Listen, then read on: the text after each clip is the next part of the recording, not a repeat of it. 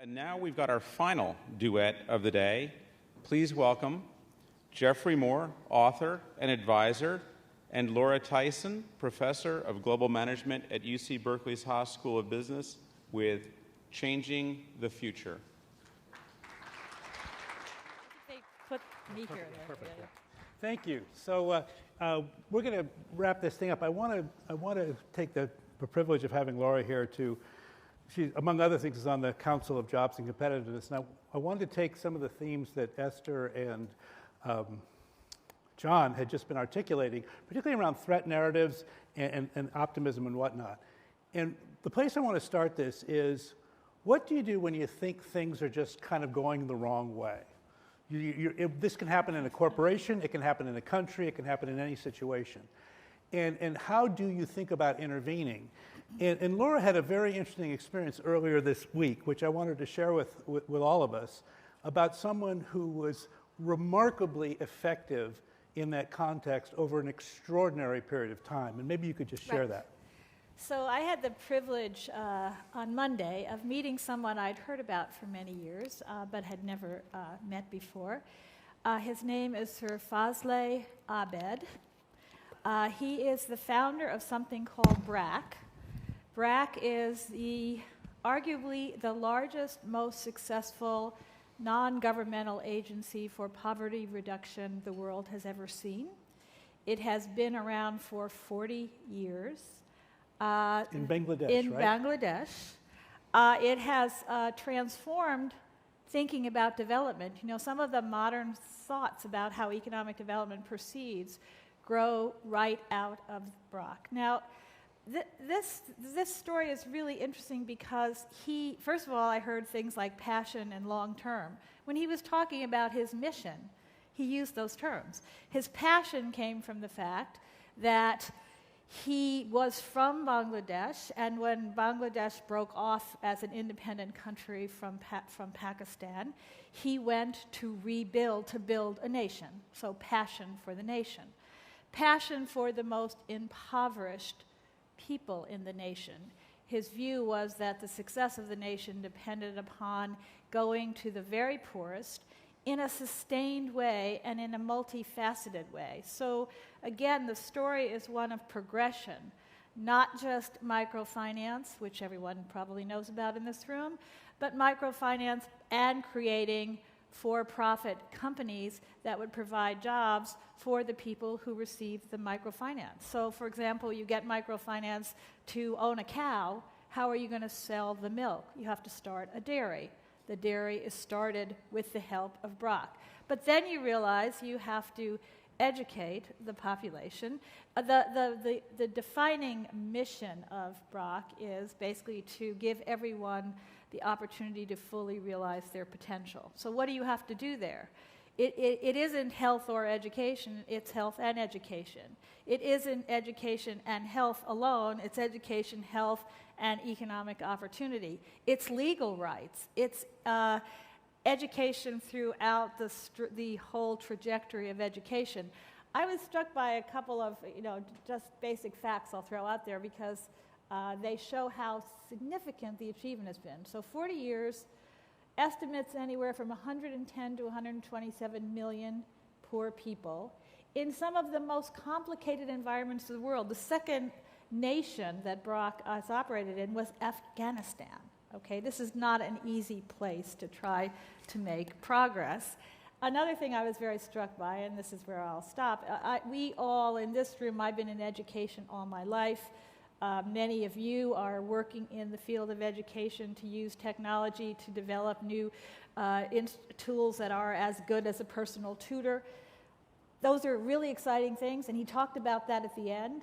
But he started 40 years ago. So he started with one-room classrooms, one teacher, 5 years, get kids to read. He succeeded with that. He had statistics, which shows the percentage of students who had reading skills and what happened over time. But then he said, I found that adolescents dropped out. They learned to read, and then they dropped out. So then I had to go to the secondary school. And then I had to go to a university. And then I had to go to, and now he's very much interested in the online learning capabilities that can be brought to bear in the population. So long-term passion, really tough problems. It was very inspiring. So I thought, as an agent of change, this person is a massive success in fundamentally changing the lives of hundreds of millions of people. So my wish is that why wouldn't that be our agenda individually? Because one of the interesting things Laura just said was what Sir Fazley? Fazley. He calls himself Sir Fazley. His Okay, last Sir name is Fazley. Abed. Okay, Sir so Fazley. what he kept doing was he said, well, then I had to go. Well, then I had to go. So it wasn't a program. We weren't doing this at scale through the internet. This was the personal energy of the individual. So how did he scale that? I mean, what is your sense as you listen to that narrative? Did you get any sense of how he scaled it? Or he scaled it in a couple of ways. One is, this is very much started as on-the-ground, door-to-door, mobilizing local community leaders to be part of the movement, the mission. So he, in every community, he had people working with his organization to do things like get the kids to school, keep them in school, get vaccinations done, get mothers to use saline solution to stop childhood diarrhea. That was all very much individual to individual.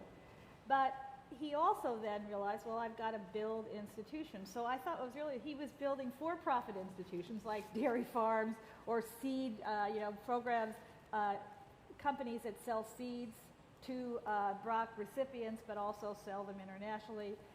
So he was doing business development. right. And then he was doing things like, okay, I'll start with a one-room schoolhouse, but gee, I think I actually need a university. All through this period, because it was business-based, he kept emphasizing the fact that he wanted to rely on business earnings to sustain his effort, not Right. government So you don't have to do support. fundraising. You don't have the corruption of that. He doesn't. but Oops, is Laura's mic not working? yeah, it fell off. Oh, okay, thank you. If you could kind of Yes, please. take care of him. Well, see, this is what happens when you're hip. If you're old man, you put it here, but if you're hip, you put it over your ear, and it can be hard. All right, I won't move How about if I switch? I won't move my head. Maybe it'd How's be easier that? if we switch chairs and you could look at me that way. I'll lean forward. So he is actually, he certainly has done lots of fundraising, but he never wanted to depend on that, nor did he want to depend upon government support. So I think that's a very important part of the sustainability So, argument. to me, the inherent entrepreneurism at every moment was Yes. to confront the change and act on the change as opposed to either resist or resent. One other thing that came up in the panel before, real important, but again, this is a group of people who I think understand this very well, is willingness to fail. He talked about things he had done that hadn't worked. And he actually Brock is also famous around the world for being one of the first NGOs that actually evaluates their programs and tosses out programs that don't work. So basically you say, all right, I think this is the way to stop childhood diarrhea. You try it that way, it doesn't work. It turns out that they trained all these women, but then the women didn't use the saline solution. Why not? Okay, we find out that it's not working, we go in and figure out what to do next. So there's very much a kind of evaluation, measurement of effectiveness, willingness to change.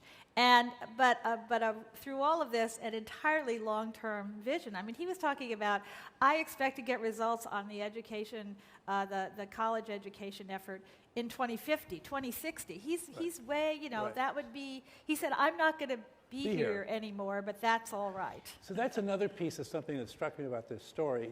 John and Esther were talking about the passion of exploration, but this isn't about him. No. This is Not about all of his entrepreneurship is coming from being in service to something outside of himself, and therefore when the change comes, he can immediately size up whether it's meaningful or not relative to his own personal ambitions, but relative to the world. Mm-hmm. And so it's much easier to act in the world if you're not thinking about yourself. And this ability to be there. Well, so now as you look, it is a great story. It's a very inspiring story. It's a very inspiring story. It is. Now, I want to start sort of teasing out where at what point you say, well, okay, but how would that be different if we're confronting some of the trajectories in our society that we're talking about right now? Mm-hmm. You're involved with a bunch of them in terms of job creation. Where do you where do you sort of take the lessons and where do you start separating and say, I think I'm going to do something different, either because I'm not him or because it doesn't fit anymore? Well, of course, one of the things that the focus he has on development is to empower the individual to realize their potential.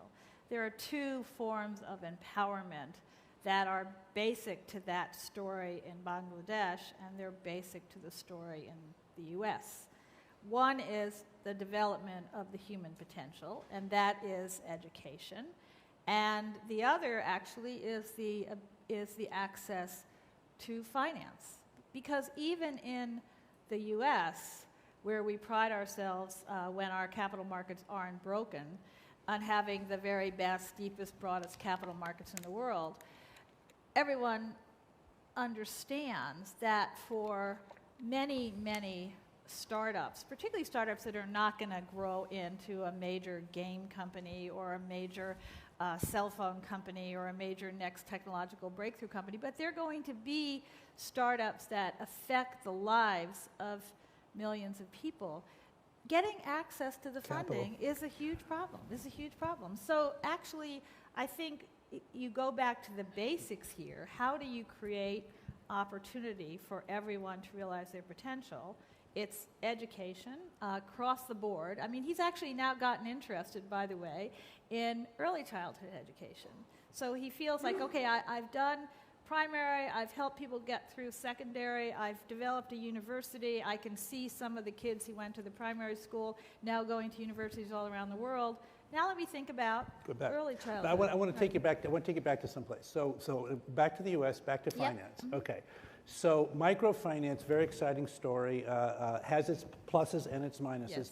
Now let's think startup is. I want to start up I want to clean carpets and drapes in my neighborhood. I want to start up a business. I'm not a Silicon Valley. I'm not going to go to a VC. Right. But I need to buy some equipment. I need to start a business. So let's talk about the financial structure that we're looking at in this country right now. Why is that so hard to do, and what could we do to re-engineer that system? Why is it hard for me to get that loan? I think the reason you always hear for why it's hard to do is these are small loans. There's very little collateral. It is very expensive to understand the risk of the borrower. It's just not cost effective to make the loan. I mean, one of the reasons that microfinance loans are so expensive is because it's very costly to make them. Mm-hmm. And they're expensive, but they're not expensive relative to maybe to the money changer, but they're still very expensive. So in the US, you still have the dominant method for people starting small business is their own savings, their friends' savings, their credit card. Cards. And of course, one of the things that is almost certainly holding back small business formation in the United States right now is that individuals have less savings, less wealth. They don't want to take out or cannot take out the same kind of borrowing on their credit card as they once could. Right. So the access to capital that was the normal route, which was problematic, is actually contracted. So, okay, and one of the things I think, by the way, here, we listened to the gentleman from, I've forgotten the company, but Saffo's colleague, talking about big data. In the world of big data, we can actually solve for a lot of these problems. Exactly. More David House is a venture company I hang out with. We happen to have one investment in this area, but there are many of them which say, look, in this world, you can actually analyze credit risk at the micro level incredibly efficiently, and it's kind of inexcusable not to. But again, I think it's got to be an entrepreneurial mode. One of the things I'm taking away from Sir Fazley is I think policy can help set the context, but entrepreneurs actually create the context and drive it. And in that context, by the way, back just one last, I want to stay on America, but one last thing on the Bangladesh. Did he have to confront a lot of political resistance and overcome a lot of political resistance to what he was doing? Yes, particularly as he became more successful. I think particularly in the area of think about schooling and school, teachers and how teachers should be trained and what are the requirements for entry and staying in schools. That's the one he mentioned as the most problematic. In areas like health, what he felt is the government wasn't trying to solve the problem, so they were happy for him to go in and try to solve the problem. They didn't feel that, but where the government was providing a service, education, then you get the kind of the challenge, yeah, and yeah. it was our friends in Chicago are discovering this. Yeah, week. well, that's Whatever. right. That's right. Okay, well, I want to take it now to move it to so a couple more trajectories, and I will throw it open. But a couple more trajectories where I say, man, it feels like we're on the wrong trajectory. I wonder what we could be doing about it. So the outsourcing movement that we started a couple of decades ago and became so scalable through the internet has had a huge impact on the planet, I think, for very good. The rise of China, the rise of India. I mean, it's had wonderful, wonderful foreign aid impact. But it's been kind of hard on our society. Yes. And I think there's a feeling, and for a while we were very cavalier about, oh yeah, outsource the low-tech, manufacturing jobs. We'll do all the high-tech service jobs and it'll be great. And I think for the elite in Silicon Valley, that works just fine. But for a huge swath of the American citizenry, it doesn't work very well at all. And it's this decade's been a very bad deal. And so I think there's a lot of anxiety about job creation for the middle. And I know you're on this council, and I'm just curious, any thoughts you can share about policy and where you think this might be going? Well, it's very tough. I want to say that although the U.S. has led the world in outsourcing, it is also the case that issue of jobs in the middle disappearing for reasons of outsourcing and or technology, and sometimes it's the same thing. That's a problem which has confronted and continues to confront all developed economies. Yes. So the U.S. has had the greatest polarization, the greatest erosion of the middle and twisting of the income distribution, so you have very high returns at the end, and then you have low-income jobs that are being created. They've slowed down during this recession, but if you think about things like any kind of personal service, those personal service jobs have increased. They're very hard to do in China. They're very hard to do Getting in your hair China. cut every week Actually, to go one over of there, the it's more, very hard. I oftentimes think I'm going to write a book about, this is a very funny thing to say, but about nail ladies who take a really negative rap. In this campaign, there was this whole thing about, do women who do your nails understand? Women who do your nails in this society, I don't know if you go and talk to them, a lot of them are immigrants and they're sending their kids to college and university. That's right. Basically, there is a trajectory. Okay, you can start with a personal service, and we saw that actually in the discussion, I think, from Julian Castro, Yes. mayor of, yes, right. So, it's a very hard problem. When we talked about it at the Jobs Council, first of all, a little bit of optimism. There is some evidence of a reshoring move in the United States. It's a little bit because of the changing energy cost environment in the United States, partly driven by the gas shale revolution. The U.S. has continued to have pretty strong productivity growth.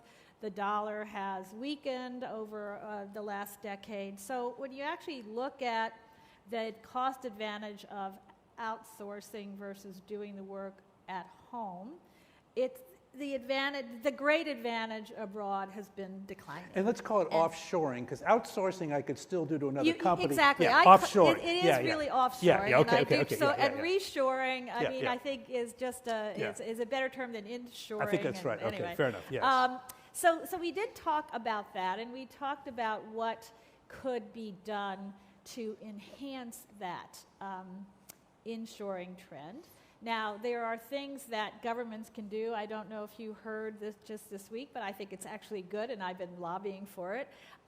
California has reinstituted a trade and foreign investment capability in its Go Biz center under Jerry Brown.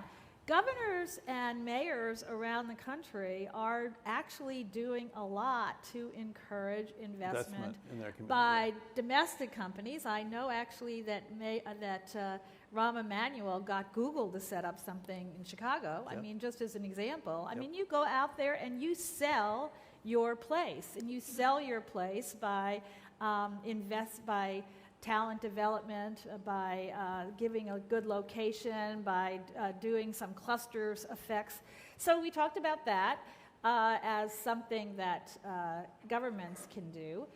We talked about what businesses can do with community colleges and talent development, so having much more tighter links between a business that's interested in locating in a particular place and talent development in that place. Okay. Right. So those are the kinds of Okay, things. and that gets me actually to the third and last one I wanted to sort of hit back and forth with Laura, and that's education. And let me do a little bit of my issue here. Sure.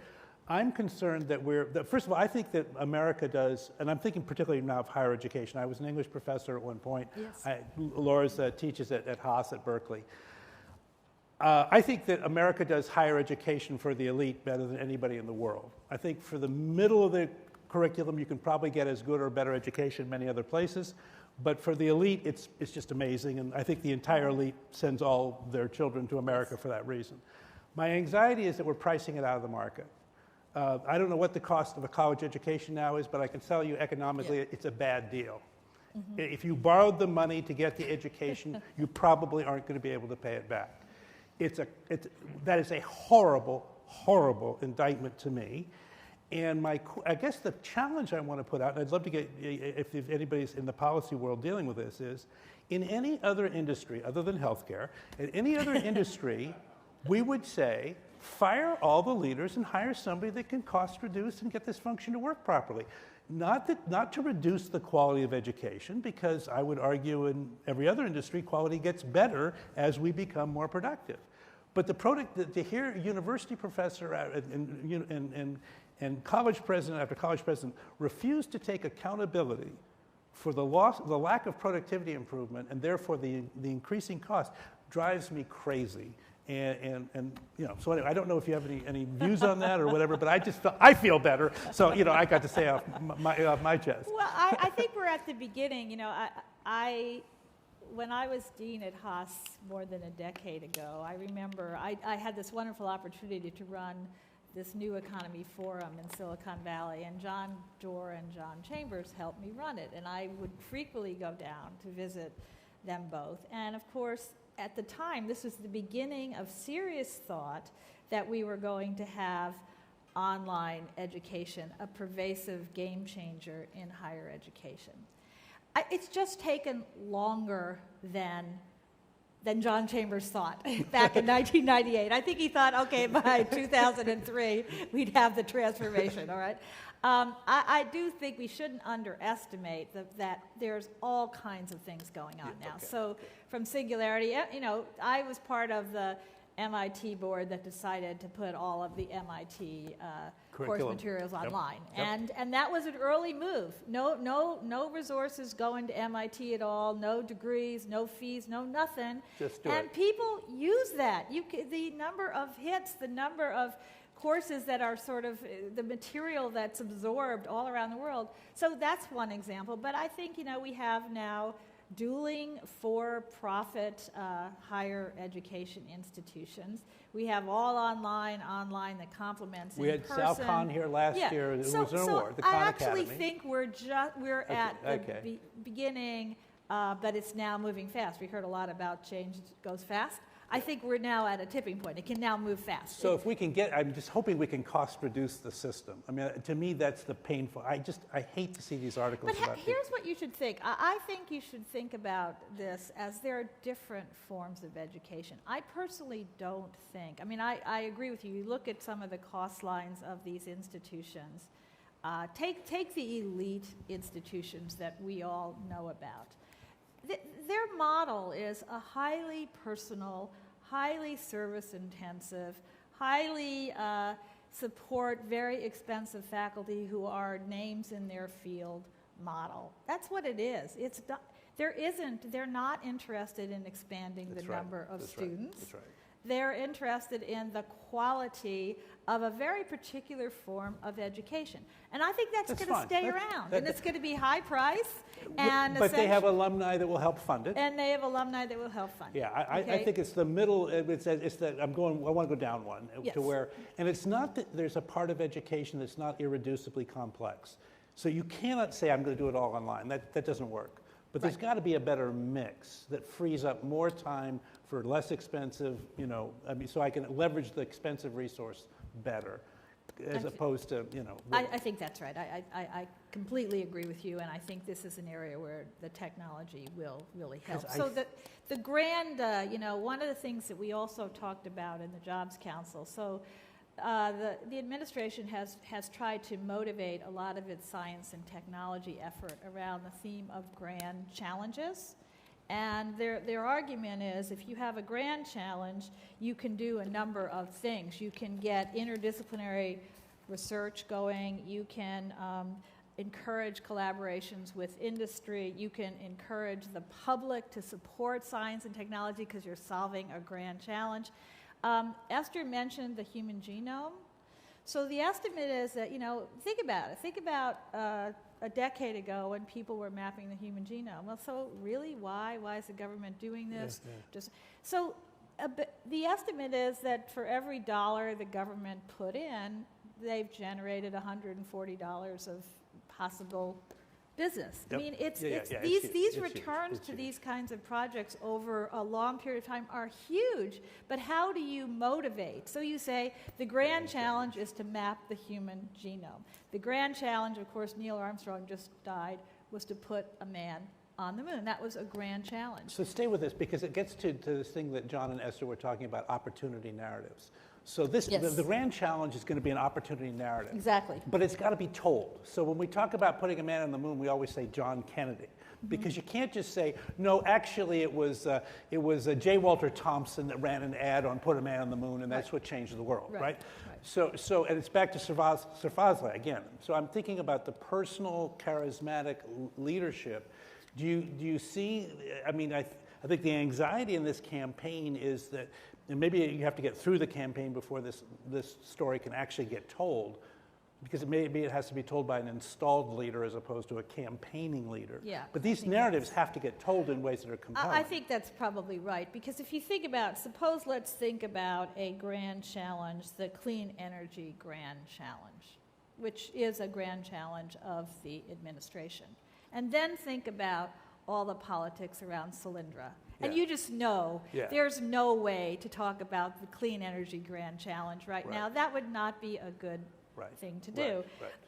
So there's Americans have this anxiety about if the government defines a grand challenge to solve a major social or global challenge, then is it not making industrial policy? Is it not picking winners and losers? How close do you get to the problem before you've left basic research and gotten into influencing business outcomes? So it's very complicated in our society to do. We've been able to do it best around, we did it in space, and around health. We're actually, because people accept the notion that basic research is part of solving the health problem. But when you get to something like clean energy, it's more complicated. But think about a grand challenge in education, making, and I know there are people in this room who work on this, a tablet as effective as a personal tutor. Yeah. That is a grand challenge, and to make the tablet interactive with the student, so that I'm looking right at the person who's passionate about this, and I think you heard of it from him earlier today. Yeah. But so the technology, the interaction, you're getting learning on both sides. Yeah. That's a grand challenge. That actually is something that can motivate. Again, what does it do? It motivates business. It motivates government to spend on science and technology support. It motivates the public imagination to get involved and to apply this. So I think grand challenges is a good way to think about it. I think it's an incredible way to think about it. I think narratives need narrators. Okay. And I think part of the ask of a conference like this is, in the current system with the electoral politics, it's hard probably for the most senior politicians to be narrators right now because the narratives are so compromised by the political rhetoric. But there's no excuse for every one of us not to be a narrator for the thing that we are most passionate about, to kind of close on John's thing. So just because there's been, the last session also talked a lot about politics, and I just want to say, just like Sir Fazley was one of the most inspiring things I heard in the last 6 months. One of the most depressing things I heard in the last 6 months was Thomas Mann and Norm Orenstein. They have a book called It's Even Worse Than You Think.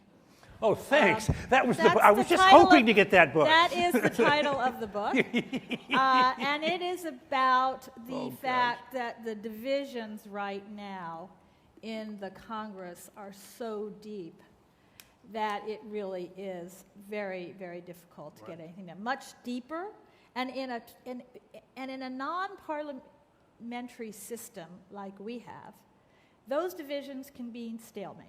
Yeah, Just means stalemate. In a parliamentary system, one side would get in, they would try their thing, and if people thought it worked, they would say, okay, well, you will be, or you'd kick you out. We have a system that can stalemate or block. And I do think it is got to be to the citizens, and we do see a good news thing here is that the popularity of the Congress now is below 20%. It's I mean, low. people It's really low. are It's fed low. up. It's low. But what they need to do is get rid of some of the people who are there, because we are responsible for who's there, too. Well, but it is very divided right now, and it is therefore very hard to move anything in either direction. forward. So I know we're out of time, so I'm going to take my last 2 minutes to riff on what Laura just said. So I spent a lot of time looking at Darwinism. It's part of one of the ways I look at markets is I try to think about them in Darwinistic terms. And we all know Darwin talking about natural selection and survival of the fittest.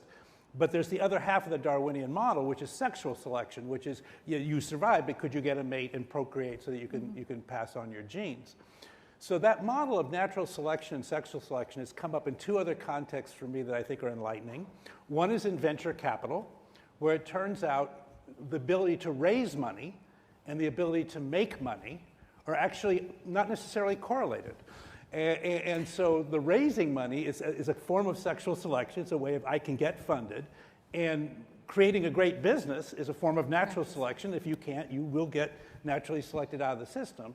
And what's interesting about that system is that eventually natural selection and selection will correct for each other. So you can fool some of the people some of the time, but eventually that system corrects.